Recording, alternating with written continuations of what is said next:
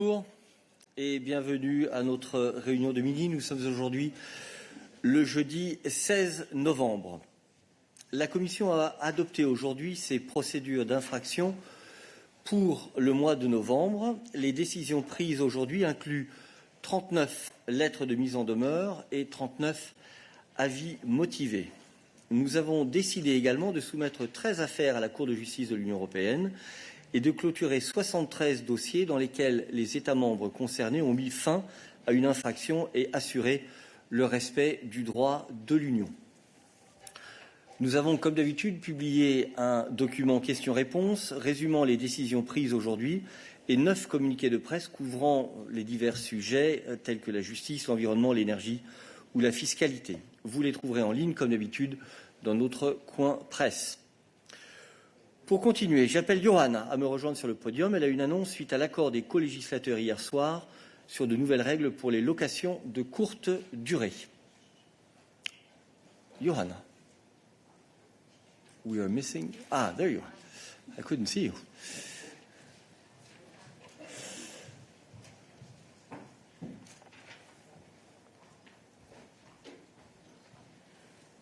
Good day. Thank you, Eric. Yes, so indeed, yesterday a milestone was reached in the EU's commitment to a balanced and transparent sector for short-term accommodation rental.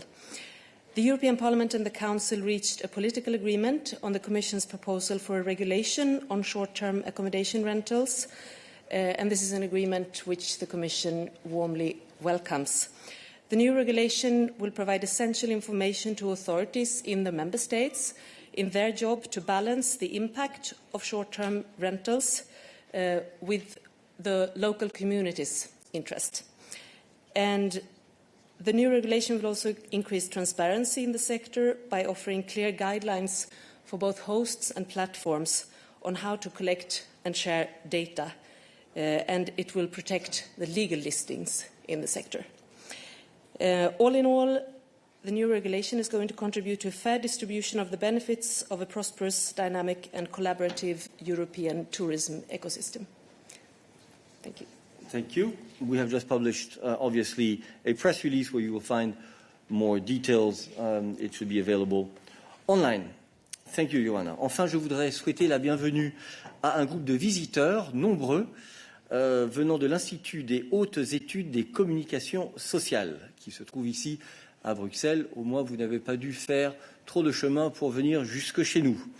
Je comprends que vous êtes des étudiants en master de journalisme, en particulier sur les affaires européennes. J'espère que vous apprécierez donc notre rendez-vous de midi aujourd'hui et que nous vous renverrons peut-être bientôt ici en salle de presse pour nous poser des questions difficiles et intéressantes, comme celle que nous pose Maria souvent. Je la vois qui sourit là-bas. Elle est en votre sein, je vois. Voilà qui clôt nos annonces. Nous pouvons donc passer à vos questions. Yes, please.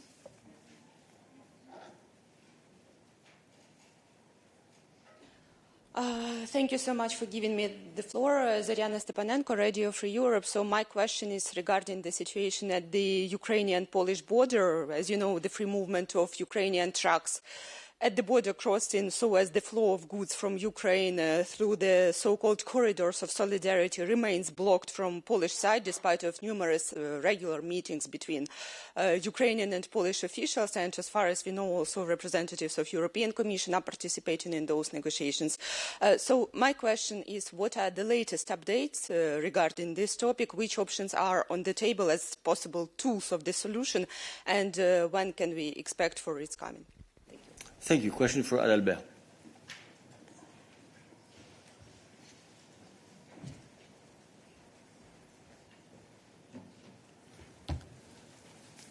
Thank you very much. So first of all, the Commission regrets that the tripartite talks that have been taking place between the Polish and the Ukrainian governments and the Polish protesters haven't yet been successful. Indeed, As you correctly mentioned, there was a visit yesterday of a high-level Commission delegation, including the Director General of DG Transport, to the border crossing point in Poland, where the protests are taking place, in order to participate in exchanges with both the government and the protesters. And maybe I can mention that this visit allowed us to really also see on the spot and take the measure of the impacts of those protests, which is very, very considerable. There are extremely long queues at the borders. The conditions for the truckers are very difficult. There is also a very significant economic impact of these protests. So, of course, we are very much measuring the impact of that on the ground. When it comes to solutions, these discussions have enabled a discussion between the authorities, and certain solutions were also mentioned in that context. Were discussed solutions that the Polish government, notably, should be able to consider, including, for example, looking at the issue of the empty trucks moving across the border, facilitating the movement of these trucks specifically. However, these discussions need to continue. They have not yet been concluded, and so we count, of course, on the Polish government as well as on the Ukrainian authorities to continue these exchanges and to come to solutions. Follow-up? Thank you. Do you actually believe that Polish authorities do whatever they can in order to find this solution? And for how long these discussions you've mentioned could last? And do you consider indeed punitive measures against Poland, as Polish media are reporting currently? Thank you. So it is not really our place to emit judgments on the efforts of authorities. I would not be in a position to make any such comments. In any case, our role is in this context to facilitate, to engage in discussions, to help authorities and protesters also to come to solutions and conclusions, and these discussions continue. Thomas.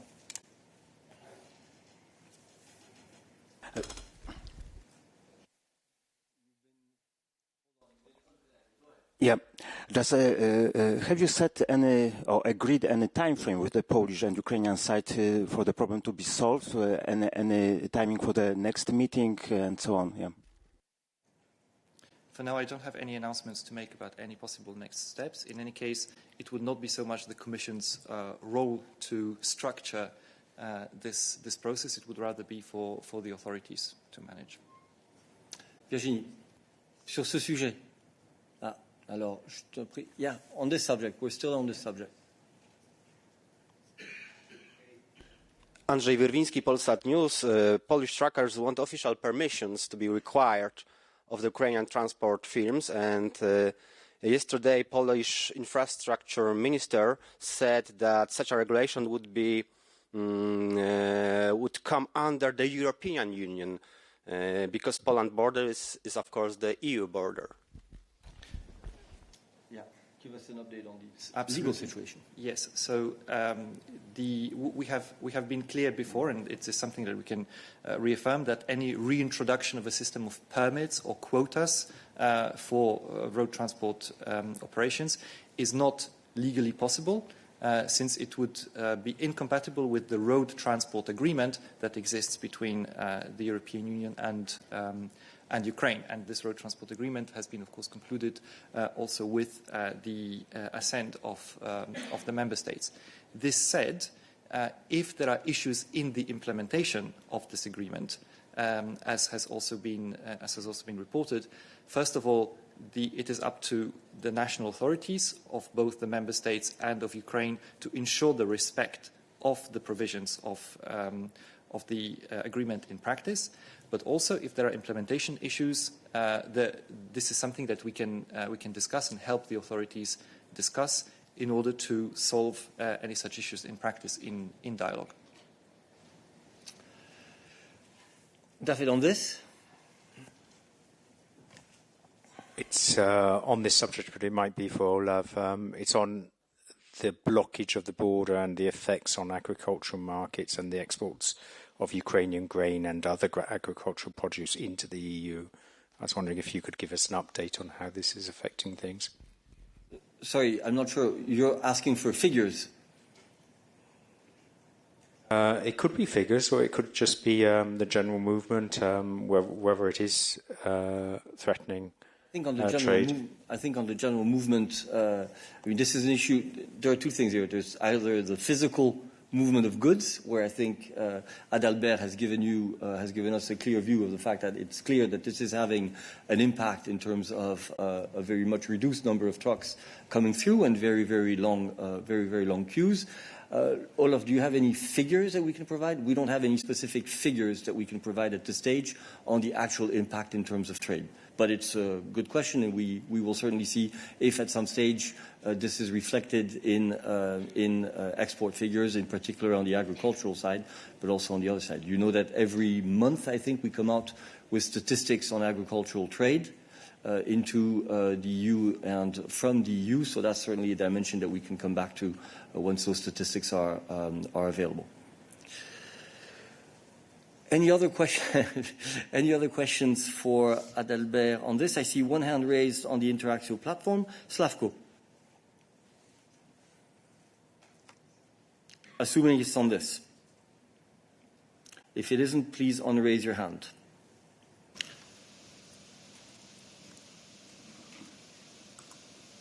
Please connect your camera. No.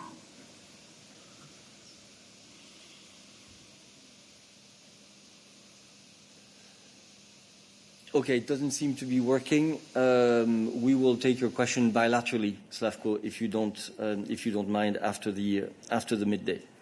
We remain, of course, available. Any other transport or environment-related questions for Adalbert whilst he is on the podium? Jade?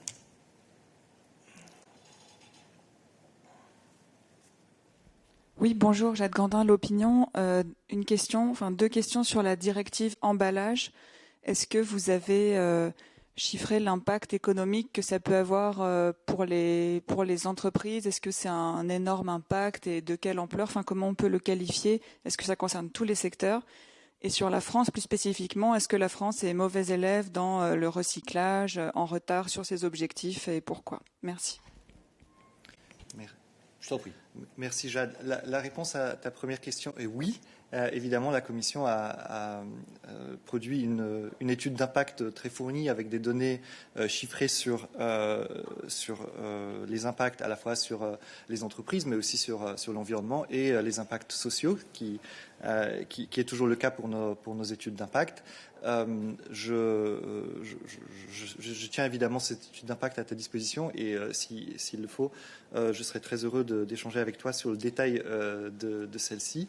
Et sur ta deuxième question, en fait, la Commission produit des rapports sur les performances des États membres en matière de la gestion des déchets, qui sont également des rapports assez fournis. Je n'ai pas sous la main les données spécifiques concernant la France, mais encore une fois, ce sont des données qui sont facilement accessibles, à la fois par des rapports qui sont produits par la DG Environnement, mais aussi il y a des données d'Eurostat qui sont très précises à ce sujet, donc je les tiens à ta disposition. Merci. D'autres questions environnement pour Adalbert? Je n'en vois pas. Merci Adalbert. Virginie. Oh, pardon. For Adalbert? Only if it's for Adalbert. Je ne suis pas sûr. Glyphosate, c'est pour... Non. On y reviendra après. Adalbert, c'est... Non, surtout pas.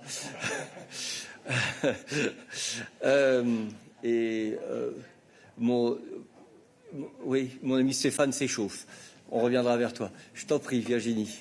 Donc pour Adalbert, mais j'ai une autre question après sur le glyphosate aussi, donc que je poserai plus tard. Adalbert, est-ce que tu peux nous rappeler dans la proposition de la Commission sur les emballages, quelles sont les exceptions que vous avez prévues? Alors c'est une très bonne question. C'est une très bonne question.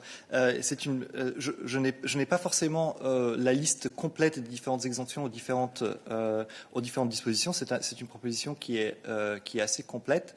Ceci dit, une des exemptions dont on parle de manière assez intense actuellement est l'exemption qui est prévue aux obligations concernant le suremballage, qui couvre notamment les produits qui bénéficient d'indications géographiques protégées au niveau européen. Donc, lorsqu'il y a des obligations concernant l'emballage des produits qui sont comprises dans les indications géographiques, ces produits-là ne sont pas soumis aux obligations concernant le suremballage des produits.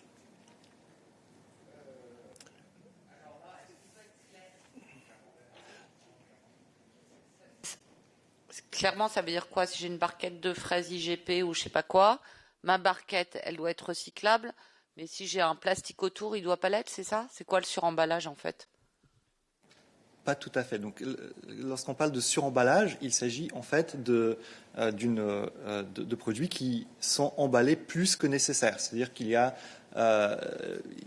en volume ou en poids trop d'emballage par rapport au produit qui est emballé. C'est une des grandes causes de gaspillage en termes de déchets et aussi en termes d'emballage, et aussi une des causes de la croissance des déchets dans l'Union européenne. Et donc, la proposition de règlement sur les emballages comprend des obligations de réduire le suremballage de certains produits, mais ces obligations ne s'appliquent pas aux produits qui bénéficient d'indications géographiques protégées.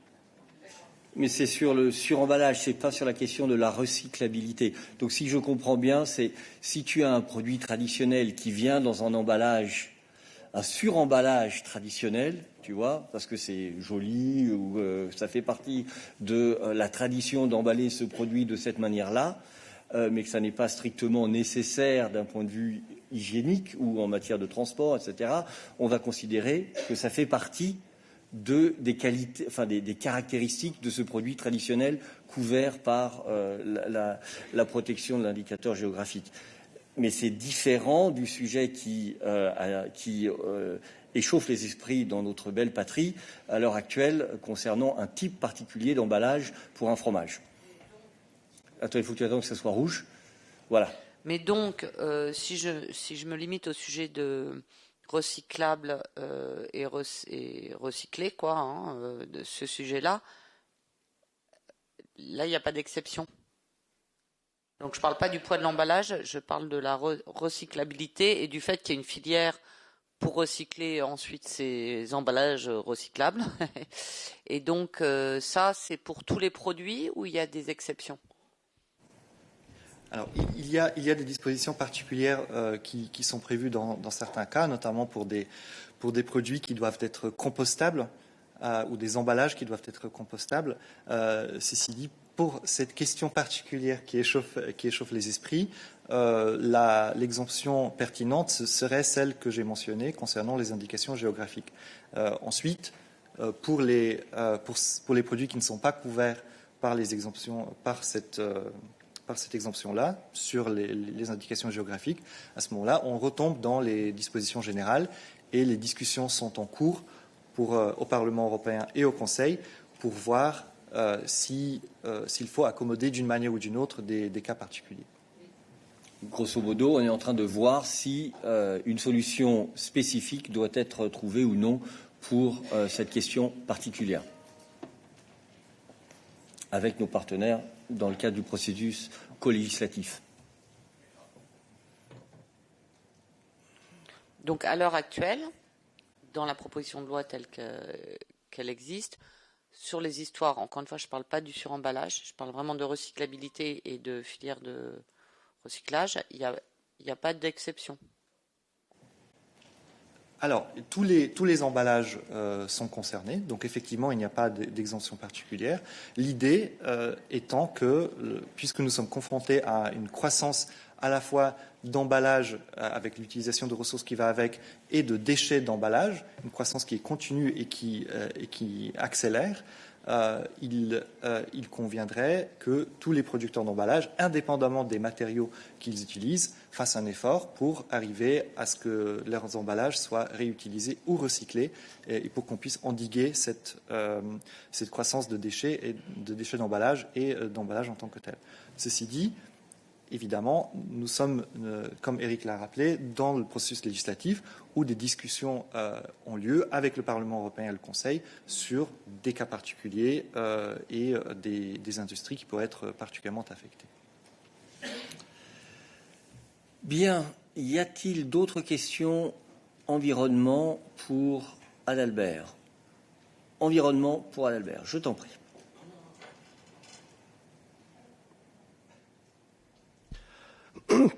Merci. Je ne suis pas encore entré dans les détails,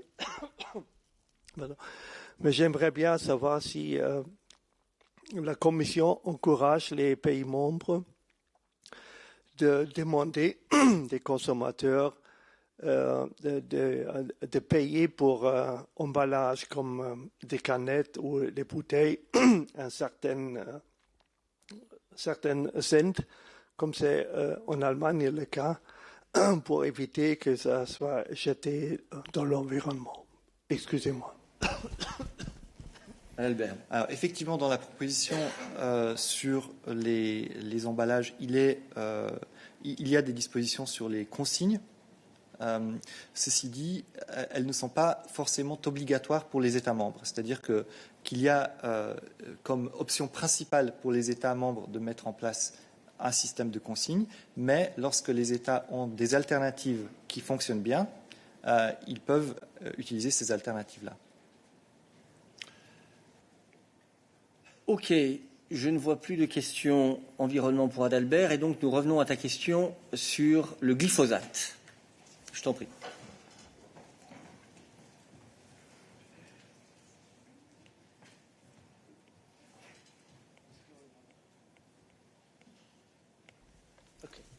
Here we are. So today's decision of the Commission to extend the use of glyphosate for 10 years more.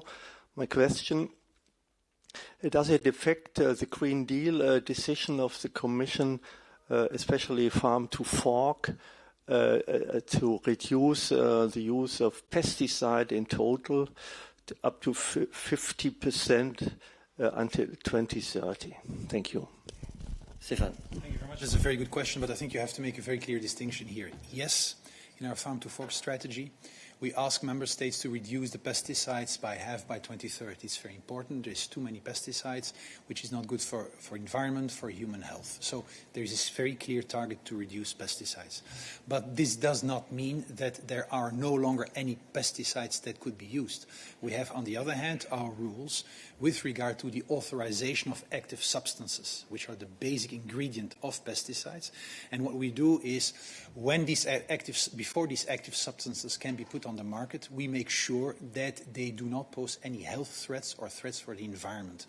And so we have, in the context of glyphosate, for instance, which is an active substance, we have looked into the massive scientific studies that have been done by member states, by EFSA, by ECHA, by the other agencies, and we came to our proposal indeed to renew the approval of glyphosate. What our rules do is to make sure that if pesticides are used, that they respect at least very strict rules regarding health, human health, and health for the environment.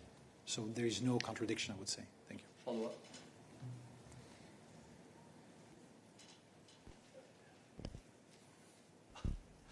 So I'm not speaking about a contradiction.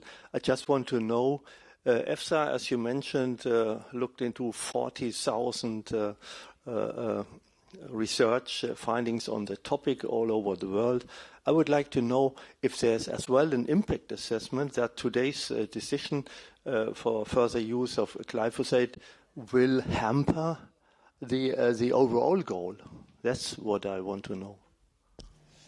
I think what happened was, the question is, should we approve or not approve, or renew or not renew the use of glyphosate. There are very strict rules linked to this, where the main objective is that we can only proceed with a renewal if we have indeed very solid, massive indications that there is no issues in the area, or no critical areas of concern, I should say, in the area of human health. And these are exactly the criteria which have been looked at to indeed take the decision whether or not we should renew. We are now where we are. You know that this file has been handled first by the SCOPAF committee, then by the appeal committee, where no qualified majority has been reached in either direction.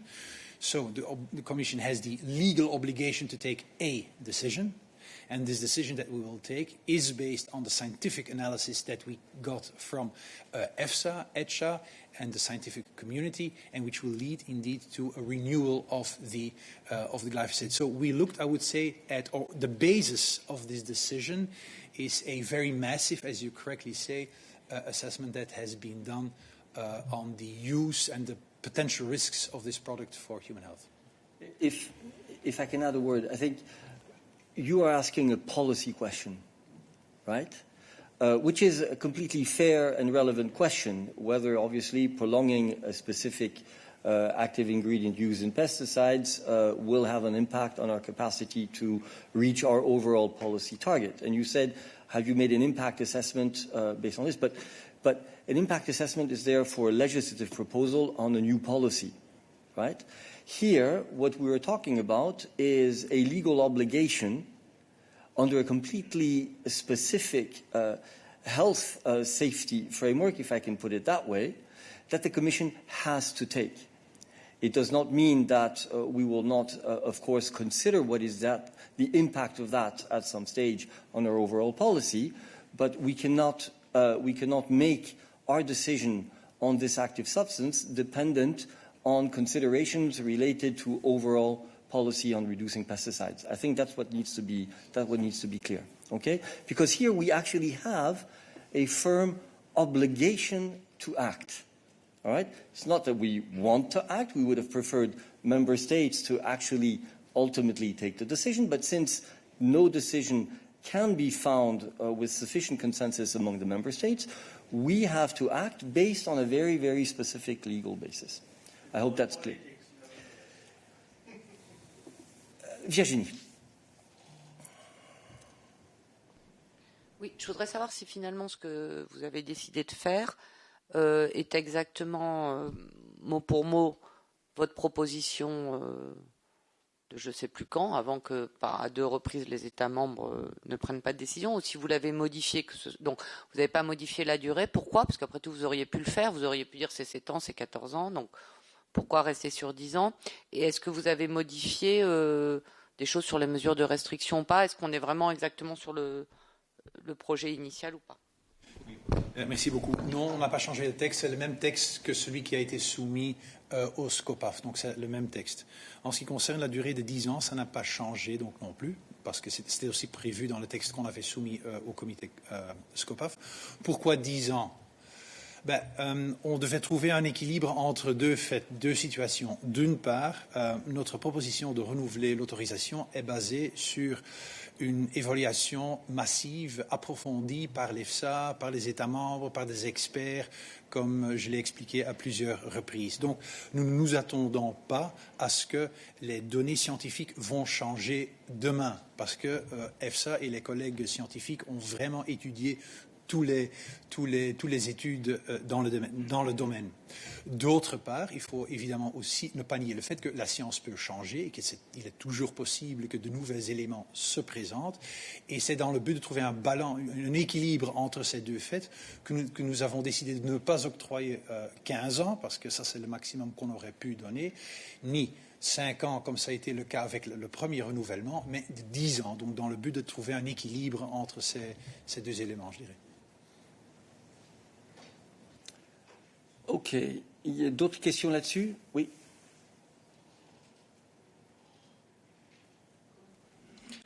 Yes, if I'm not mistaken, in the past you've been reluctant to adopt approval without majority backing of member states and taking the decision to delay instead. And why have you not done this this time? And also related, why are you not trying to reach an agreement with a shorter duration, as there seems to be backing for this? Listen, we are strictly following the rules that apply to these committees.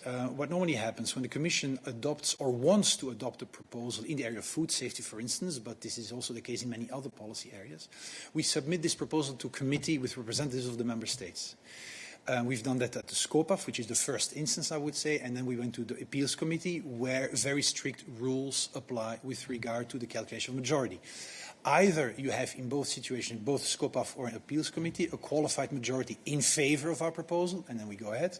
Either a qualified majority opinion against, and then we cannot adopt our proposal.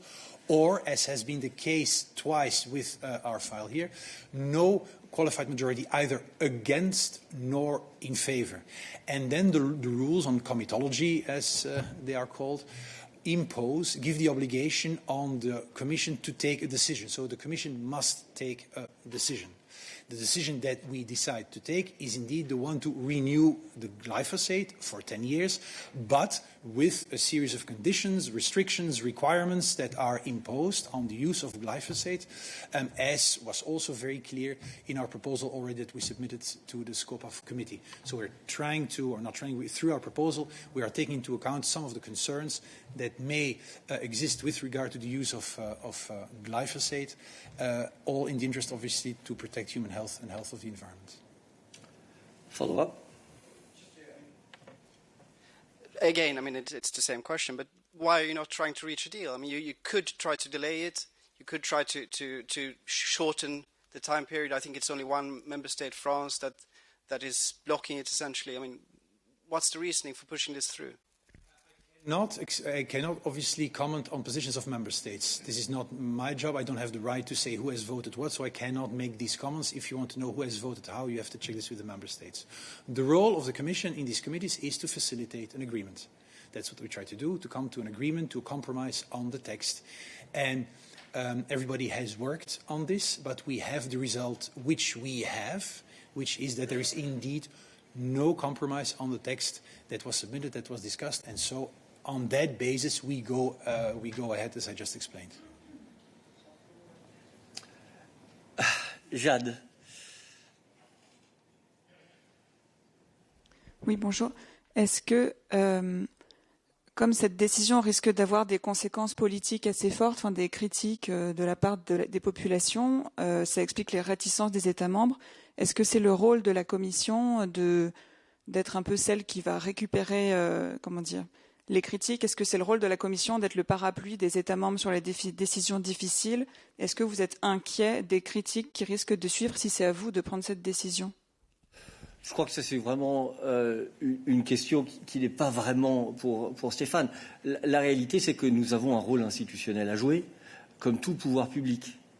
Et que, bien entendu, nous avons fait tout notre possible pour essayer de faciliter qu'un accord puisse être trouvé dans les États membres, mais au bout du compte, une responsabilité nous incombe au titre des traités, de la législation, et il ne nous est pas possible de nous soustraire à cette obligation. Maintenant, bien entendu, ensuite, on sait très bien que c'est un débat sur lequel les opinions sont très tranchées. C'est pour cela que ce genre de décision prend du temps, n'est pas prise à la légère et se base sur de très nombreux éléments analytiques et des études. Mais le moment venu, il appartient à la Commission de jouer son rôle, de prendre ses responsabilités.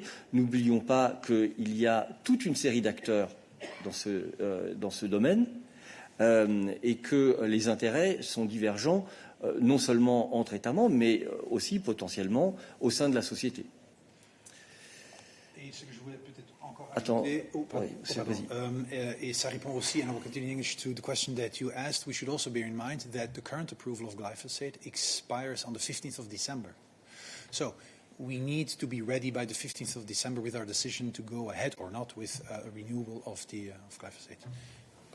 Virginie.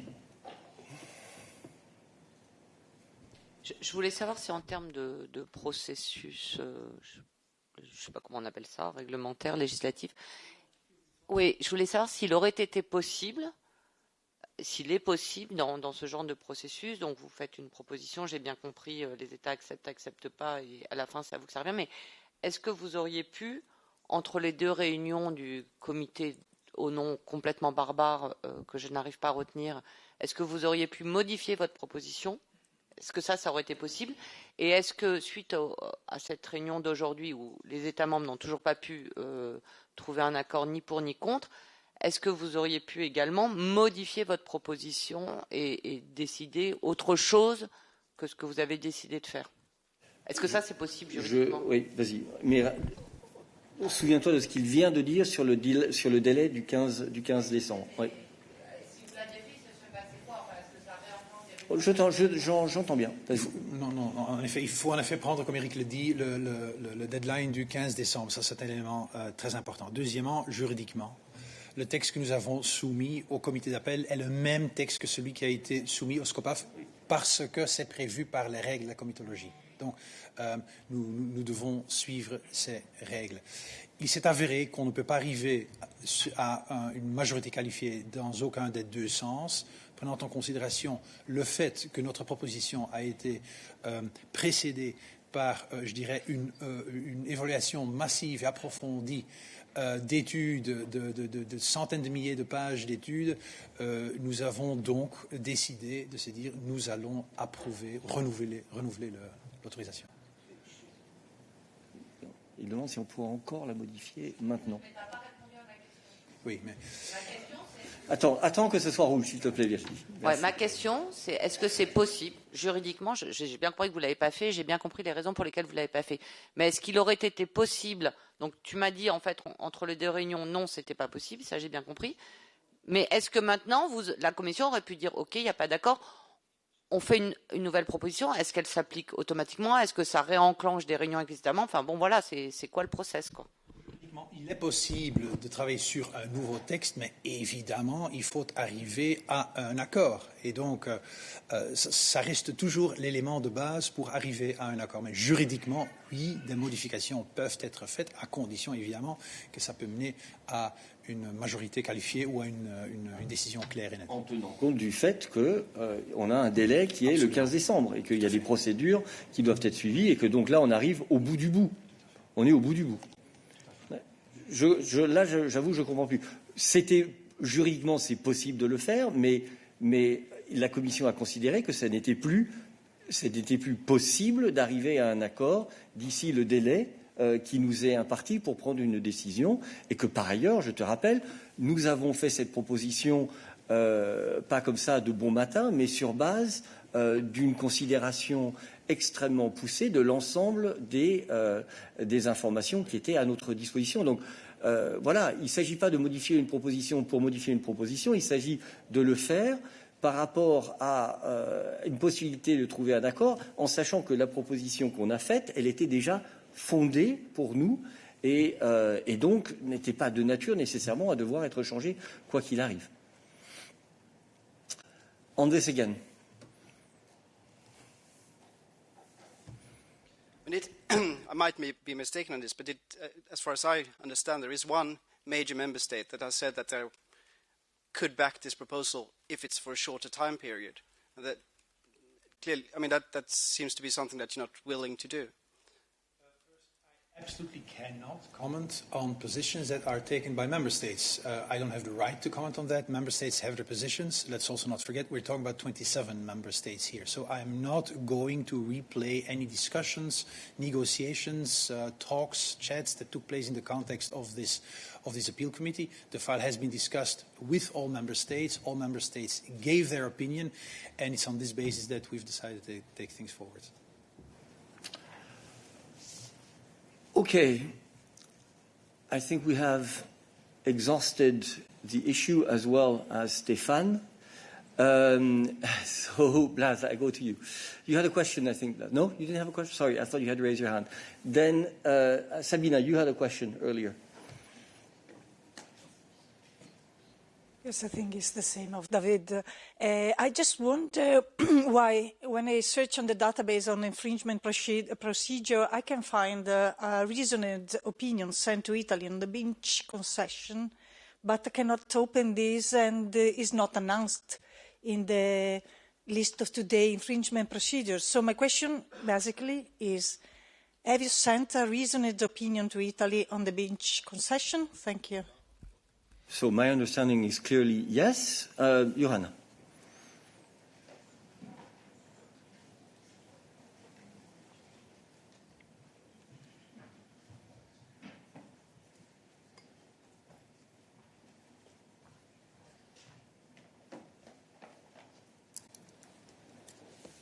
Indeed, clearly yes. The Commission has decided to send the reasoned opinion to Italy on the beach concessions as a follow-up to the letter of formal notice that was sent in 2020. David.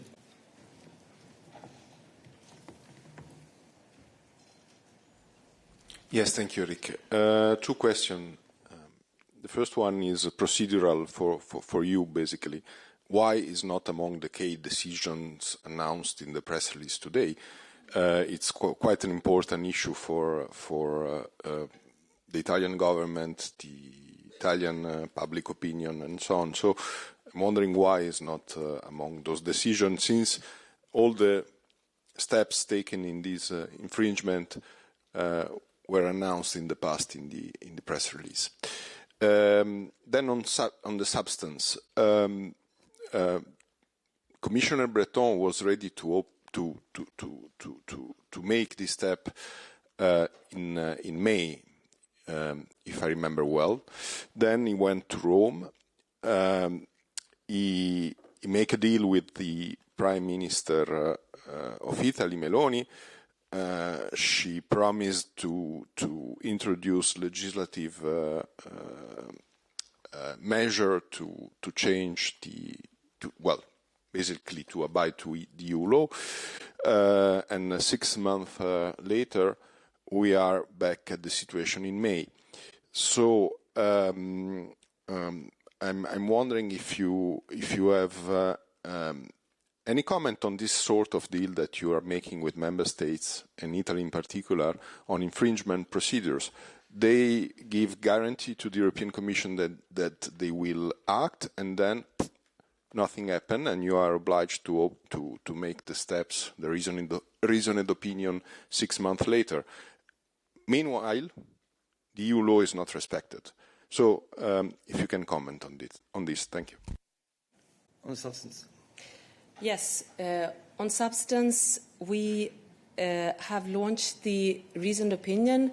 It gives the Italian authorities now 2 months to take the necessary steps to provide us with the responses, and then we will decide on the next steps. So I think the correct application of EU law is always our top priority, but our preference is always also to agree with member states rather than to have to take them to court. And again, this is not a procedure to take Italy to court. It's the reasoned opinion, and it doesn't prejudge the continued discussions that we will have with the Italian authorities.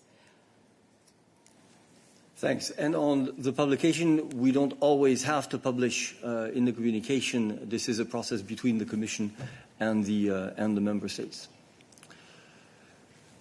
You have something to add? Well, just to mention that the information is publicly available in the infringements register that the decision was taken today. David.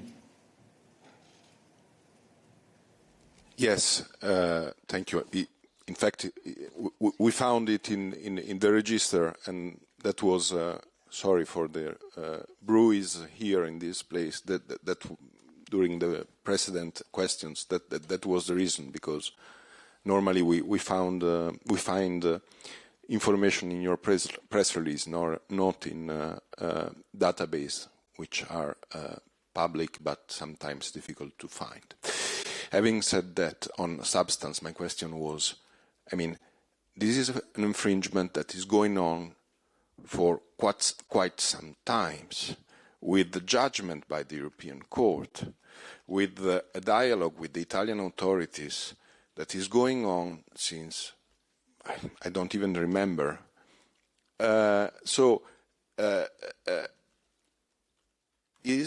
Since the application of EU law is your top priority.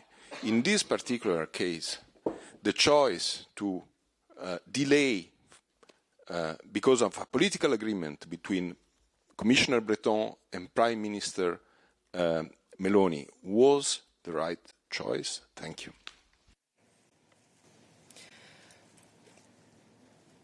What I can say, I think, is that today we have issued the reasoned opinion, which gives us the possibility to go to court in 2 months.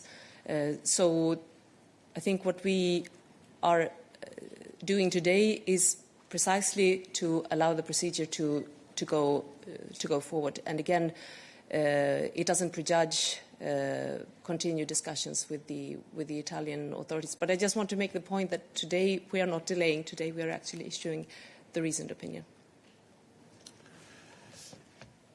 Thank you. I see no further questions on this. I will move on. Well, first of all, are there other questions on internal market issues for Johanna? That is not the case. Then I go to Interactio, to Susanna.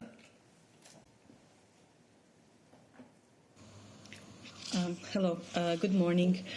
Well, I would like to ask you, because we know today that two Portuguese children and their mother died in Gaza in an attack in the south of Gaza. So I would like to understand if you have figures for how many EU citizens have died so far in Gaza, because we see that many of them are still there and cannot get out. So first of all, if you have these kind of figures, if you have figures for, and I know that you have, but so far you didn't want to share these figures for how many EU citizens are there. But if you have figures for those that have died, maybe you can share them. And since Mr. Borrell, Vice President Borrell, is in Israel today, do you expect him to put pressure on Israel to do something about not only the people in Gaza, of course, because we cannot forget them, but also the EU citizens? Thank you. Thank you. Peter.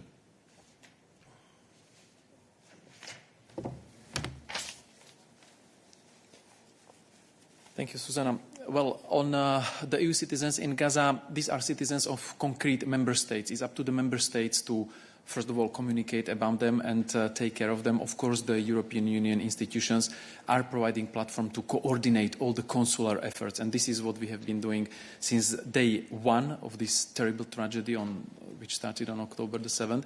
So it's for the member states to share the numbers. I can only confirm that based on the information we have from the member states, there are still several hundreds of EU citizens in Gaza waiting to get out, and we managed to get out already several hundreds of EU citizens. But again, the exact numbers are the responsibility and competence of the member states. And indeed, High Representative Borrell, when he travels delivering messages on behalf of the EU 27. So, of course, whenever he goes and it's appropriate, he raises also the issues of the need to take care of the EU citizens, both in the context of the war with Hamas, the need to release those EU citizens who are in the captivity or who are held hostage, along the Israeli citizens, of course, and the citizens of third countries, because they are still being held by the terrorists in Gaza. So this is one of the main calls he delivers to the partners on the ground, both in Israel, he will be delivering this in Palestine, further in his regional tour. And this is the long-standing call of the European Union. The hostages need to be released. And then we do everything we can to coordinate the efforts together with the member states to get EU citizens out of Gaza, and vice versa, to get as much humanitarian assistance in Gaza as possible for those people who remain in Gaza and need this assistance. Thank you. Susanna, you have a follow-up.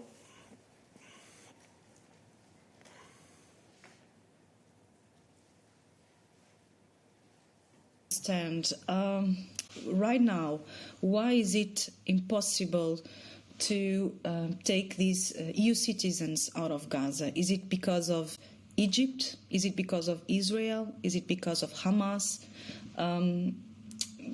if you have a state of play of this, if you have also your own vision. Thank you. Peter. Thanks, Susanna. This is a very complex situation, and of course, it's not only one actor who can decide that our citizens can get out. So this is, you know, that, I mean, the only way out right now is the Rafah border crossing. So for that, you need to have the coordination and all the necessary instruments and logistics in place, agreed and coordinated by the Egyptians, by the Israelis. But of course, in order for people to be able to move, they also cannot be hindered from within Gaza, and parts of Gaza are still under control of Hamas. So there are various actors. This is a very complex exercise, and that's why we are interacting and engaging with a number of partners to make this possible. Thank you. Other questions on this conflict? Mose. Thank you, Eric. I would also like to ask Peter a question about the High Representative Borrell's visit to Israel today. According to your agenda, he's obviously meeting a number of Israeli high-level persons today, and among them also, I think, Minister Benny Gantz, who is part of the Israeli War Cabinet. Can you confirm that this meeting will take place today? Another related question is, I just read, let's say, his article in the Air Journal about EU's position and so on. And one thing I wonder is whether the idea launched, proposed, let's say, by President Macron some time ago about the international coalition against Hamas, if this is something which EU and High Representative Borrell will try to push for in his meetings with both Israeli and Arab leaders in these days. Thank you. Thank you, Mose. Regarding the meetings, you know that, again, we are in very complex circumstances where situation changes very fast. On the Israeli side, the availability of partners can change at any moment because of their other obligations stemming from the crisis situations they are dealing with. So at this stage, I can confirm that the meeting with Foreign Minister Eli Cohen already took place. Actually, High Representative is accompanied by Foreign Minister during the part of his trip in Israel. They visited a kibbutz, which was attacked by the terrorists from Hamas on October 7th. Later today, High Representative will be received by President of Israel, and there are a few more meetings planned with various members of government and also the military command, but we will then confirm those meetings as they happen, because, as I said, this is a fast-changing situation, and if a meeting doesn't happen today, it can happen still tomorrow. On the second part, no, the answer is no. I mean, High Representative is there with very specific EU-agreed messages, because this meeting, this visit to Israel, Palestine, and other countries of the Gulf and Middle East is taking place in the follow-up to the European Council and this week's discussions of the foreign ministers of the European Union. So this very particular idea you mentioned is not part of the EU messaging at this stage. And EU has not really a role in such coalitions. We are not a military force, so it's individual member states who are part of the existing coalition against Daesh, and who would be then part of possible discussions and considerations of this idea President Macron was floating around. So the messages for this visit are very clear, in line of what the European Council decided and what the foreign ministers were discussing when it comes to EU's approach to the overall situation in Gaza right now, but also day after. Other questions for Peter on this? I see one hand raised on the platform. Mathieu. Oui, bonjour. C'était concernant... Est-ce que vous avez des informations sur des infrastructures donc financées par l'Union européenne et donc l'argent des contribuables des États membres et qui auraient été détruites donc, lors de bombardements par Tsahal? J'avais déjà posé la question, mais là je la repose puisque la première fois vous n'en aviez pas. Est-ce qu'il serait possible d'avoir une liste de ces infrastructures, s'il vous plaît? Merci. Peter. À Gaza. À Gaza, oui, il faut une liste des infrastructures détruites à Gaza financées par l'Union européenne. Non, Mathieu, comme nous avons déjà dit, c'est très difficile. Nous ne sommes pas sur place. L'opération militaire continue toujours, donc c'est très difficile de faire quelque sorte de sommaire dans ce moment. Merci. On this, on Gaza? Yeah, thanks, Angela Mauro, HuffPost. It's on Egypt. It's linked to the Middle East, as the president is going to Egypt next Saturday. I read about this plan of 9 billion euros, this European plan for Egypt. If you can elaborate more on this. Thanks.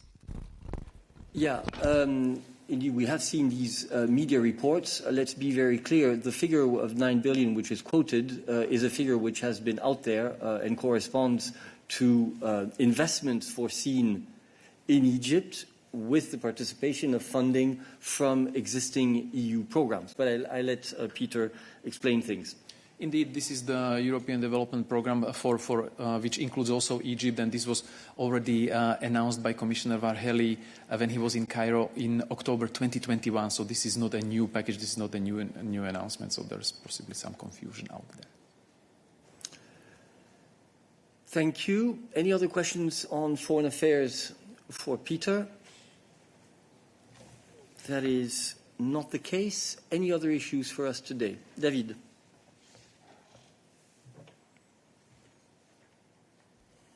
Yes, thank you. It's on migration for Anita. After the announcement yesterday by Commissioner Johansson on the fact that the agreement between Italy and Albania is not violating the EU law, it's outside the EU law. I would like to know what does it mean, in fact, and if are there any cases precedents of member states who cannot abide to the EU law, acting as a sovereign country inside the European Union, but with a third country. I mean, for me, in 25 years, it's the first time that I hear that an agreement or something is not violating the EU law because it's outside the EU law, but by EU member states. Thank you. Thank you for giving us the opportunity to clarify, which Anita will do now. Thank you, David. So what we have on the basis of the text that we have received, and we're continuing to analyze, because what the Commissioner Johansson said yesterday, we had a preliminary assessment. It appears that Italy intends to apply national legislation in a manner that ensures full respect of its obligations under EU and international law. We have also said that, as such, in terms of the rules, the EU asylum rules apply to the territory of member states, including their territorial waters, but not beyond. So therefore, actions carried outside the territory of a member state, in this case, Italy, go beyond the envisaged scope of the application of the EU asylum acquis. So fundamentally, this implies that there is nothing that has been said that means that if a migrant has arrived on the EU territory and has applied for asylum there, that our rules would not apply. That's not at all what has been said. We are talking about a case where action is taken in international waters, right? And where a migrant is recovered by an Italian ship in international waters. And this is where, what Anita is saying, this goes beyond the scope of EU law. You are not, at that point in time, subject to EU law in the field of asylum and migration. And in that sense, therefore, there is an agreement between Italy and Albania that sets out a procedure for them to cooperate on this matter. Follow-up, David. Oui, merci. En 2009, le commissaire Barrot, commissaire aux affaires intérieures, a écrit une lettre au président de la commission Liberté publique du Parlement européen. Et je le dis en français parce que je le texte sur mes yeux. Et il disait, entre autres, le texte est long, La Commission est de l'avis que les activités de surveillance des frontières effectuées en mer, que ce soit dans les eaux territoriales, la zone contiguë, les zones économiques exclusives ou en haute mer, c'est-à-dire dans les eaux internationales, point à la ligne, tombent sous le champ d'application du Code des frontières Schengen. Il y a au moins un règlement, à ma connaissance, le règlement 214, mais je vais être plus précis si je peux, parce qu'il faut être précis avec vous. Le règlement adopté le 15 mai 2014, numéro 656, sur la surveillance des frontières externes dans le contexte des opérations de coopération coordonnées par l'agence Frontex, qui mentionne également l'application du droit européen, de tout l'acquis, du droit international, mais donc la compétence de l'Union européenne sur ce que font les États membres dans les eaux internationales. Alors je voudrais comprendre comment c'est possible qu'aujourd'hui, on affirme que le droit européen ne s'applique pas aux États membres quand ils opèrent en haute mer ou dans les eaux internationales. C'est vraiment, il y a des documents, de la législation, des opinions de la Commission, des documents que vous avez publiés en 2018, et j'ai déjà mentionné cela dans cette salle de presse, qui disent exactement l'opposé. Donc, je n'arrive pas à comprendre comment tu peux dire, comme tu l'as dit, Eric, en ce moment, qu'un État membre ne doit pas respecter le droit européen en eau internationale. Non, excuse-moi, ce n'est pas ce que j'ai dit. Ce que nous avons dit, c'est que la manière dont on traite les procédures de demande d'asile, et Anita me corrigera, si elle souhaite le faire en anglais pour être plus précise, elle le fera, varie selon le fait que le migrant a déjà atteint les eaux territoriales de l'Union européenne ou non. C'est ce que j'ai dit. Ensuite, à partir du moment où une procédure est engagée, alors forcément, c'est le droit européen qui s'applique. Et d'après ce que je comprends, c'est bien ce qui est prévu dans ce mémorandum d'accord, ou ce projet d'accord, ou cet accord entre l'Italie et l'Albanie.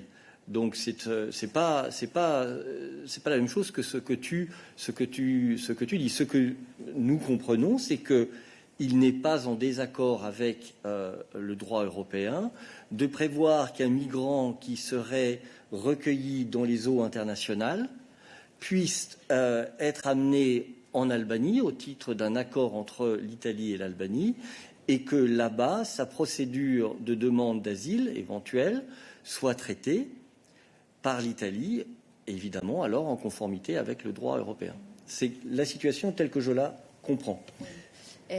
La position de la Commission reste cohérente parce que les règles de l'Union européenne et les règles internationales doivent être appliquées aux circonstances propres à chaque cas d'espèce.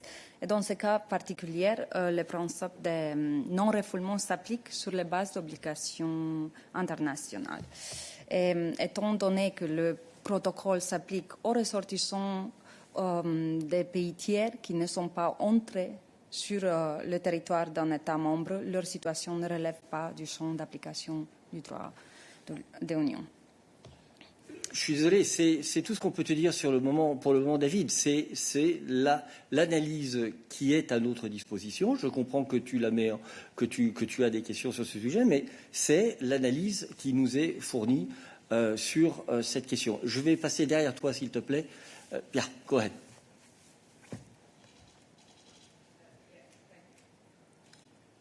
You need to press the button and wait until it's red, as you know. Okay, thanks. There is something I can't understand. I don't understand. Maybe it's me. I asked this question also in another briefing. Okay, I understand the difference between international waters, national waters. Okay, but as long as a migrant is saved by an Italian ship, that ship is Italian territory according to the law of the sea. So, as it is Italian territory, it should be under European and Italian law? This is what I can't understand. Thanks. Well, you can understand it because the situation is more subtle than that. It's more differentiated than that. All right? The deck of a ship has a different status in terms of what law applies depending on where it is. Anita can specify this. Yes. So in that case, what is important is to have the location of the vessel. So an Italian vessel would not be, in this case, considered Italian territory for the application of the asylum acquis.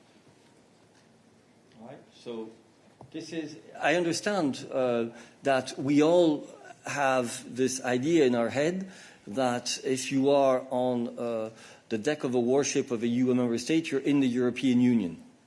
The fact of the matter is that it is not the case for every piece of legislation, and in particular in the case that Anita has just mentioned. David. Oui, le point, c'est exactement ça. C'est qu'en 2009, la Commission européenne donne un avis juridique et dit clairement que et c'est d'ailleurs la jurisprudence de la Cour européenne des droits de l'homme, etc., dit clairement que dans l'exercice de ses fonctions de surveillance des frontières, un bateau, c'est la jurisprudence internationale, je veux dire, un bateau public, de l'autorité publique européenne qui opère en haute mer est territoire européen. Il le dit clairement, il le dit la Commission, elle l'a dit la Commission il y a 15 ans. Oui, je me calme, mais c'est un peu compliqué de se calmer quand on a des réponses comme celles qu'on a de vous. Et surtout, donc voilà, la première chose, je voudrais savoir comment c'est possible qu'en 2009, vous dites une chose et aujourd'hui vous dites une autre chose sur le pavillon des bateaux publics européens et sur le respect du droit européen en haute mer. Deuxième chose, Anita, tu viens de dire, le principe de non-refoulement doit être appliqué, mais ça ne vaut pas dans ce cas spécifique, parce qu'elle ne rentre pas dans le territoire de l'Union européenne. Non? Alors, explique-moi comment c'est pas un refoulement, le fait que une personne qui veut demander l'asile dans un pays européen ne peut pas le faire. Non mais on vient d'expliquer que l'avis juridique qui est à notre disposition, tu nous demandes, je suis désolé, mais nous on te répond sur base des informations qui nous proviennent de l'analyse qui nous a été fournie. Ce qui nous est expliqué, c'est que si un migrant est recueilli en haute mer dans les eaux internationales par un bateau de l'Union européenne, il n'est pas dans l'Union européenne. Et donc, à ce titre-là, il n'y a pas de notion de refoulement. C'est aussi simple que ça. Tu peux nous citer une lettre de 2009 que nous n'avons pas, et on sera ravis de la regarder une fois que nous aurons eu l'occasion de le faire. Mais tu nous demandes ici, en salle de presse, de répondre sur base d'une lettre de 2009. Nous, on te parle de l'analyse qui nous est fournie. Tu dis pourquoi y a-t-il une contradiction? On sera ravis de voir s'il y en a une, et ce n'est absolument pas sûr, parce que tu nous parles de la protection des frontières. Nous, on te parle du principe de traitement des demandes d'asile. C'est pas la même chose, a priori, mais je ne suis pas juriste, je ne prétends pas être juriste, et je serais ravi d'aller regarder cela de plus près. Mais je te demanderai simplement de ne pas remettre en cause le fait que nous te donnons des réponses sur base des meilleures informations qui nous sont disponibles. C'est la base de notre coopération ici en salle de presse. C'est un petit peu ce que tu as dit en disant que c'était difficile de ne pas s'énerver quand tu entendais nos réponses. Nous te donnons les réponses sur base de l'analyse qui nous est fournie. On sera ravis d'approfondir plus parce que nous comprenons que c'est une question importante. Mais encore une fois, les principes qui s'appliquent dans ce domaine-ci, c'est-à-dire la demande de traitement, le traitement des demandes d'asile est différencié en termes de cadre juridique selon que le migrant a été recueilli dans les eaux internationales ou dans les eaux territoriales ou sur le territoire de l'Union. Ce sont deux cas séparés d'après les informations qui sont à notre disposition. Et nous ne pouvons pas varier notre message par rapport à ça, car c'est ça qui nous a été transmis. Philippe. Merci pour ces explications. Moi, j'aimerais bien qu'on puisse peut-être aller au fond des choses, parce que quand vous parlez avec des juristes, effectivement, ils sont sur l'interprétation que il y a le principe de non-refoulement s'applique. Mais est-ce qu'on pourrait avoir un briefing un peu plus approfondi pour essayer de comprendre bien ces choses-là, et surtout évoquer la jurisprudence de la Cour qui effectivement qui s'est déjà mobilisée sur le sujet. Effectivement, je pense que ça sera utile. Donc, nous sommes en train d'y travailler. Mose. Thanks again, Eric. Just a question about the clarification. Wherever, let's say, asylum seekers are found, let's say, at sea and rescued, that I thought to say the idea behind this Italian-Liberian agreement, which I haven't seen, was that Italy some way has outsourced, let's say, the whole asylum application process to another country, I mean, to Albania in this case. But I saw in media reports that the idea is also that their asylum application will be processed by Italian staff. If that is the case, I also think there's a legal opinion saying that in this case, of course, EU and Italian law must be applied, even if it's on another, let's say, country's territory. Mose, this is exactly what we have been saying. Yeah. Absolutely. Absolutely. And I think that's the nature of the agreement, that the processing of the applications would be done on the territory of Albania, but by Italian authorities in accordance with Italian law. Yes. Okay? So that's very clear.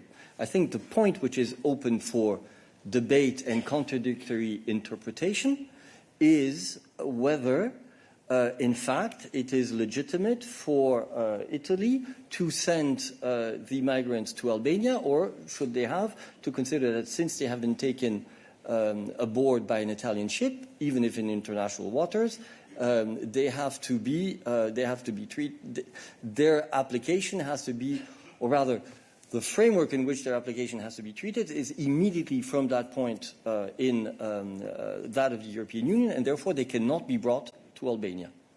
I understand that David considers that previous legal opinions for the Commission say no, they cannot, and we understand that because that in those cases where they have been recovered in international waters, it is not incompatible with EU law.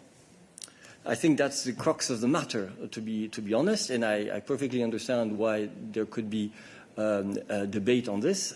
We have given you the position of the Commission. We will be happy to go into further details in a technical briefing once we are in a position to do so. Anita, anything you want to add? I think that was it.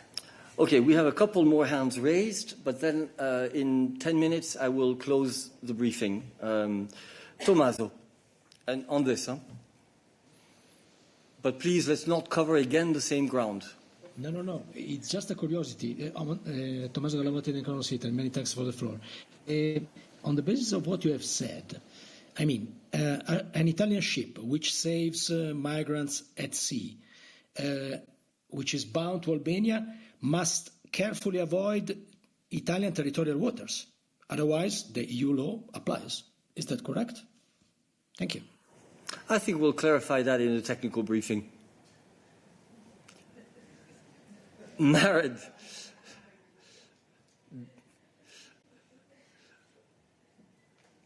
I'll love to hear the response from our lawyers on this. I have Marit Jones. I don't know if it's on this, on something else, but you get the last question. Hi, can you hear me? Yes. Okay, Mara Jones for Euronews. Thank you for the floor.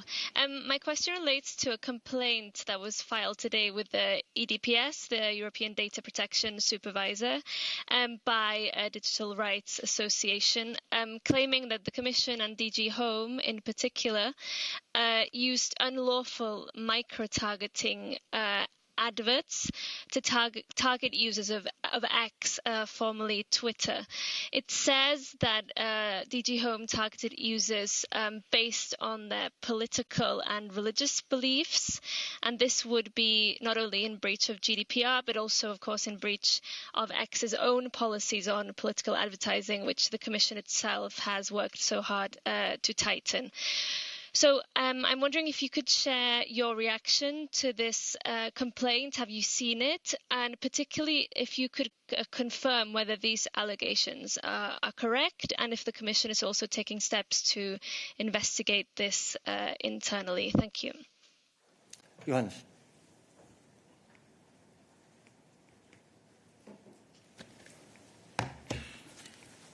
Yes, thank you very much for the question. We are aware of the complaint and of reports concerning a campaign run by the Commission services on X, and we are currently conducting a thorough review of this campaign. As regulators, the Commission is responsible to take measures as appropriate to ensure compliance with the rules that are applicable by our platforms. And internally, I can say that we provide regularly updated guidance to ensure our social media managers are familiar with the new rules and that external contractors also apply them in full. Thank you very much. Any other questions on this or on other digital issues for Johannes? No. I think we've been together for an hour and 20 minutes. It's a good run for today. We've covered lots of different issues. Thank you very much. We will have our last midday briefing of the week tomorrow, and Ariana will have the pleasure of chairing it. Thank you very much.